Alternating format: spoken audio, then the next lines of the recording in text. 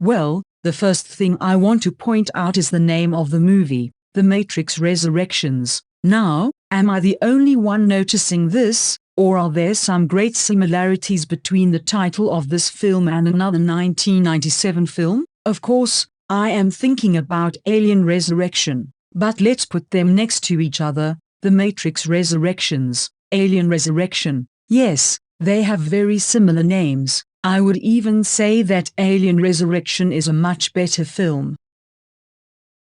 Starting from the first film of the Matrix franchise all the way to the third, I have to admit I was impressed. The first film was fresh, full of subtle critique of society and the futility of anti-creative business activities that permeate our lives and so on. The second was a solid sequel, and the third was a bold ending with a tragic ending. But this film is none of that. It is neither fresh about the idea and development of the plot, nor is it a subtle critique of society, nor a truly creative fiction that bravely pushes the story forward, although it could be said to have a successful tragicomic ending. Don't get me wrong, if I were to treat this film as a fan fiction written by someone on a Wattpad with the intention of using most of the characters from the Matrix trilogy and making a happy ending in which Trinity and Neo survive, I would say this is a great accomplishment, even 9 out of 10. But that's the problem with this film.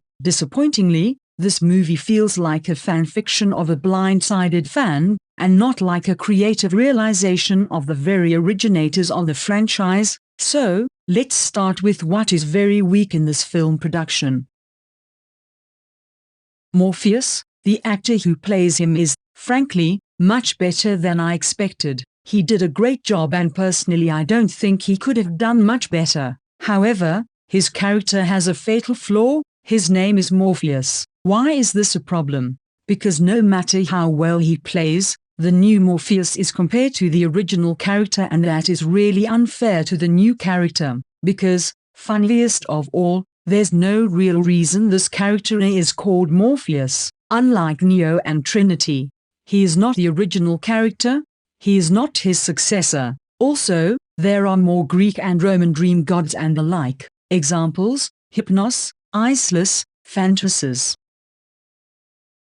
Agent Smith. What to say? As for Morpheus, there is no reason why this character in this film is referred to as a character from previous films. Smith is somehow alive, he looks different and is actually the boss of Thomas Anderson. But how and why? Nothing is explained. Is this program an original that mimics the character of Smith? Or is it some copy of it? Or is it a version of Smith who somehow survived because he merged with the code of Neo in the last moments of the third film? Well, there is no explanation at all. And I have to note that Jonathan Groff is not Ian Bliss, who played Bane, a human character whose consciousness was occupied by Agent Smith, because Ian Bliss played Hugo Weaving's character perfectly, while nothing similar could be said about the new Smith. So, very, very disappointing. Smith's character should have been completely absent, or, more simply, they should have renamed the character and there would be no problem.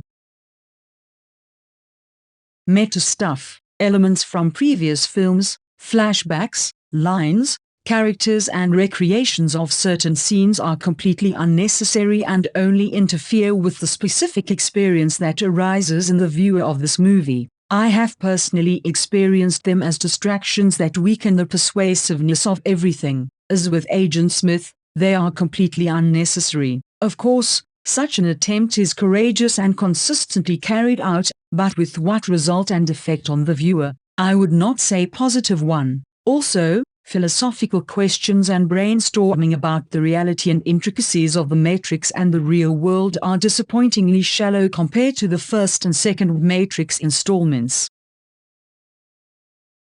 A story without a sequel. Disappointing and ironic, but this sequel is not a real sequel. The plot, instead of moving forward, goes backwards, as in a movie Tenet, all the way to nonsense. True, the world of people and machines is changing a little bit, but mostly everything is the same, and the love of Neo and Trinity is in the foreground this time, while in the previous parts it was not as primary as here. In fact, I would say that the only real action is the search for renewed lovejoys between Neo and Trinity, and everything else is trivial in the eyes of the creators of this film. Very, very disappointing.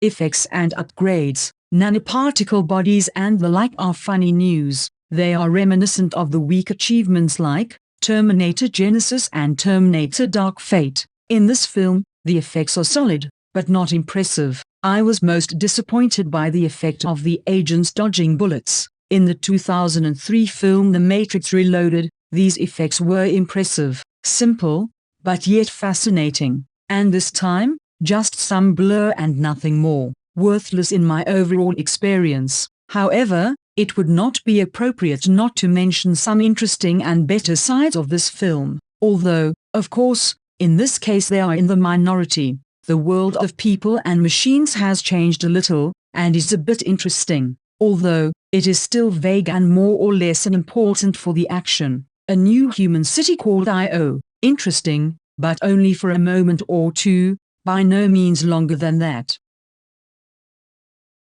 Acting feats of several actors, specifically Neil Patrick Harris and Yahya Abdul-Mateen II. These actors were far more interesting than I could have ever expected. Still, Keanu, as the main character, played a person who wasn't really impressed, amazed or fazed by anything going on around him. In any case, weaker acting than in all previous installments.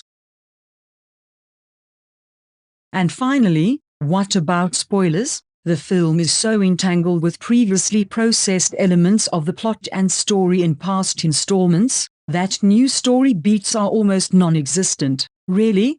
It's like reading a newly made, dumbed-down version of The Lord of the Rings made for elementary school students. Disappointing for most of those already familiar with previous films in this franchise.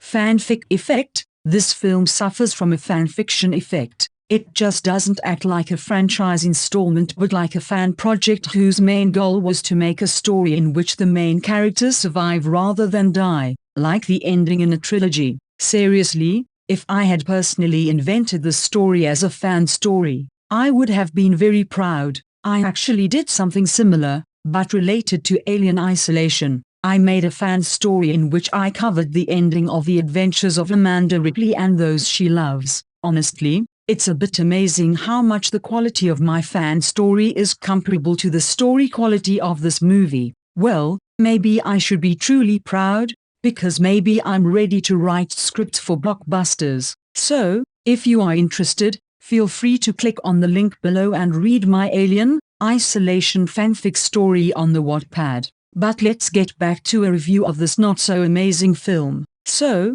I could rate this film in many ways and I definitely will. My verdicts for this movie are, as a Matrix Trilogy fanfic, 9 out of 10, as a Matrix Trilogy official sequel, 6 out of 10, as an independent movie, which it isn't, 7 out of 10, as the beginning of a new series, 4 out of 10.